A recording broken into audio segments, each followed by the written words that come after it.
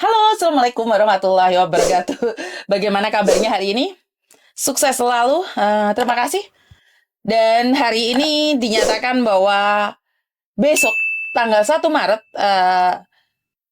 2023 kita udah nggak pakai masker lagi. Ayo, bagaimana menurut kalian? Apakah kalian setuju dengan ide ini? Apakah kalian senang dengan ide-ide ini?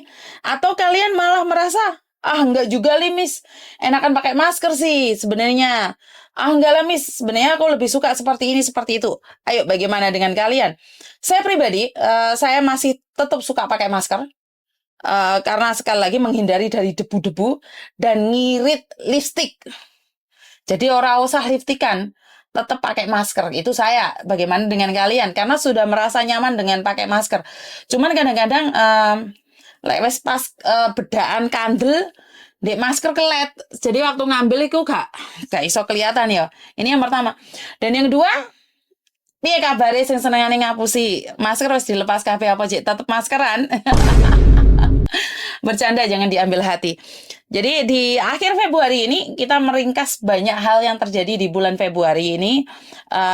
Dari banyak hal, salah satu mbaknya meninggal pas di Valentine Day. Kita kirim doa buat almarhumah, semoga diterima di sisinya. Dan yang kedua yang kita terima informasi yang menggemparkan di jagat raya adalah satu fenomena tentang apa, Miss? Tentang kasus mutilasi. Jadi di bulan Februari ini adalah di bulan dimana yang banyak berdampak negatif ya. Biasanya kan kalau Februari kan bulan bulan atas nama cinta ya. Kan Valentine Day katanya. Tapi kebetulan Valentine Day itu saya tidak pernah mendapatkan bunga dari suami saya. Suami saya selalu bilang, buat apa memberimu bunga cuma 1 hari? Dalam 365 hari, aku selalu menyakitimu. Jadi dari kata-kata itu saya petik adalah kebahagiaan itu utuh, tulus, tidak harus hari itu saja. Dan saya tidak mendapatkan bunga memang pada saat itu. Dan kembali lagi pada kasus yang mutilasi yang terjadi di Hong Kong ini. Jadi saya petik dari beberapa media yang mengatakan bahwa uh, sangat sadis sekali dilakukan oleh keluarga ini. Ini adalah keluarga mertua dari Abi. Mertua si Abi itu dulu adalah mantan polisi yang mengundurkan diri karena ada kasus, dan akhirnya si Abi ini menikah pada umur 18 tahun dan memiliki 2 anak, cowok cewek. Tapi pada tahun berapa ya? Kok lupa saya? Tidak tahu tahun berapa lah, saya lupa. Saya takut salah menyebutkan tahunnya. Habis itu dia bercerai, akhirnya dia berpacaran dengan salah satu orang terkaya di Hong Kong juga sih.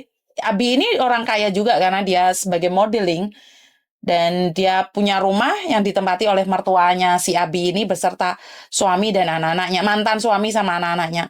Tapi dengar kabar karena Abi ingin menjual rumah itu, terjadilah fenomena ini terkuak. Terkuaknya gimana, bagaimana, Miss? Jadi Abi ini mau menjual rumahnya yang berharga MM-an, dan mertuanya itu tiba-tiba menyewa rumah di Taipo. 3 lantai atau 2 lantai, 3 lantai atau 2 lantai. Jadi di rumah tersebut ditemukan potongan tubuh si Abi, juga tasnya si Abi, patadolnya, kartu kreditnya, semuanya di kulkas. Dan di rumah Taipo ini tidak ditemukan kasih, tidak ditemukan perlengkapan rumah seperti lemari, ranjang, apapun itu tidak ada. Yang ada hanyalah kulkas, pemotong daging, pisau, dan barang-barang untuk pemotong daging. Dan pada tanggal 20 berapa ya? Tanggal 26, 25, 24, 24 atau 22. Saya tidak ingin menyebutkan ya, saya takutnya keliru. Di situ Abi menghilang, dan pada tanggal berikutnya, tanggal tanggal berapa sih sejak hilangnya itu? Tanggal 24 ya? 24, 25. Iya, tanggal 24 hilang, tanggal 25 keluarga mantan suami ditangkap, dan tanggal 27 26 si cowoknya ditangkap, dituncung, dan tanggal 27 semuanya terkuak. Ini apa yang kita petik? Saya tidak membahas kapan dan bagaimananya ya. Yang saya tahu adalah ini adalah dendam. Motif dendam, emosi, dan uang. Disinilah saat uang dan dendam menguasai diri kita, itu kita bisa kilaf, kita bisa hancur, kita bisa kehilangan segalanya ya Mbak ya. Karena memang uang itu membuat kita buta. Uang itu bisa menjadi racun, setan bagi kehidupan kita. Karena itu sampai dipotong-potong yang sangat mengenaskan adalah bagian tubuhnya itu disebar kemana-mana. Itu yang sangat menyedihkan bagi saya. Saya tidak bisa menerimanya dengan akal sehat karena kasus Ferdy Sambo di Indonesia itu sudah cukup membuat kita sebagai manusia biasa punya emosi yang tidak terkontrol. Apalagi ini dipotong-potong. Dan bagaimana trauma yang akan dialami oleh anak-anaknya. Hanya karena harta, bapaknya masuk penjara, neneknya masuk penjara, kakeknya masuk penjara, pakdenya masuk penjara. Terus bagaimana kelanjutan hidup ini? Nah, ini adalah sebuah trauma ya. Saya rasa publik juga akan trauma dengan keadaan ini. Publik juga akan berpikir, wah, kok bisa seperti ini? Itu karena apa? Karena kesombongan, keegoisan, harta, dendam. Nah, ini menanggapi yang Hong Kong ya. Yang Indonesia Ferdy Sambo sudah selesai setelah bertahun-tahun, bertahun-tahun, 1 tahun lebih, akhirnya divonis mati. Saya pribadi, saya tidak setuju dengan vonis mati, tapi kan saya menghormati hukum karena apa yang dia lakukan setimpal dengan apa yang dia dapatkan hari ini. Nah, setelah selesai kasusnya si Ferdy Sambo, kembali lagi Dandi ya, kasusnya si Dandi. Ini sangat mengagetkan sekali ya, karena dia harus kebongkar semuanya gara-gara seorang wanita yang bernama Agnes. Bagaimana ceritanya itu saya tidak melihat secara langsung atau mengikuti secara langsung. Tapi apa yang saya petik adalah harta, kekuasaan itu dan wanita itu bisa menghancurkan. Jadi si cowok ini dengan gaya elegannya dia menghantam orang lain. Sebenarnya tidak peduli itu anak GP Ansor atau anak siapapun. Kayaknya dia sering melakukan seperti itu. Ini menurut saya bukan pertama kali. Karena kasus ini mencuat karena dia menghantam anak GP Ansor. Jadi otomatis masyarakat tidak terima dong.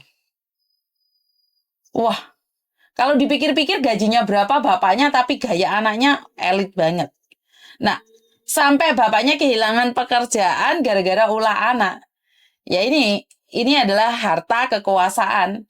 Anak, istri bisa menghancurkan juga. Dari berbagai hal, di sini kita sebagai manusia biasa, kita banyak belajar ya Mbak ya.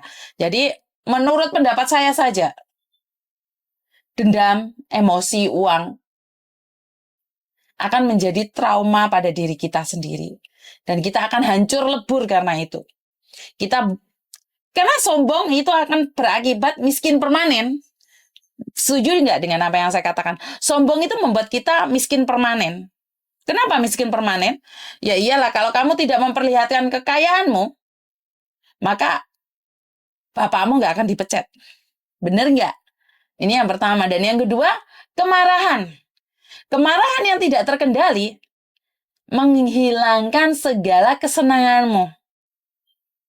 Ya, kemarahan yang tidak terkendali menghilangkan rasa kesenanganmu, rasa kekayaanmu. Benar tidak? Jadi ada 2 hal yang di sini saya ingin bahas, bahwa marah membuat kamu miskin permanen. Sombong membuat kamu miskin permanen. Jadi, Miss, gimana kalau aku marahnya nagih hutang yang ditagih nggak ada responnya? Ya, itu di luar kendali saya ya. Saya cuma mengatakan dari term and condition saja. Jadi buat teman-teman di luar sana, ayo kendalikan amarahmu walaupun dia punya utang sama kamu. Dan jangan sombong, jangan pamer harta di media sosial. Karena saat kita pamer harta di media sosial, mungkin ada seseorang yang sedang mengincarmu. Saya ingin pamer, tapi yang saya bisa pamerkan adalah anak-anak saya, suami saya, yang syukur alhamdulillah walaupun kita bukan tergolong orang kaya tapi kita berkecukupan. Cukup saat kita nggak punya beras kita bisa beli, kita cukup untuk bayar rumah, kita cukup untuk bayar sekolah. Jadi itu aja dari saya, kurang lebihnya saya minta maaf dan wassalamualaikum warahmatullahi wabarakatuh. Berkat Tuhan mengalir atas hidup kita semua. Semoga semua makhluk hidup bahagia dan terima kasih. Bye-bye.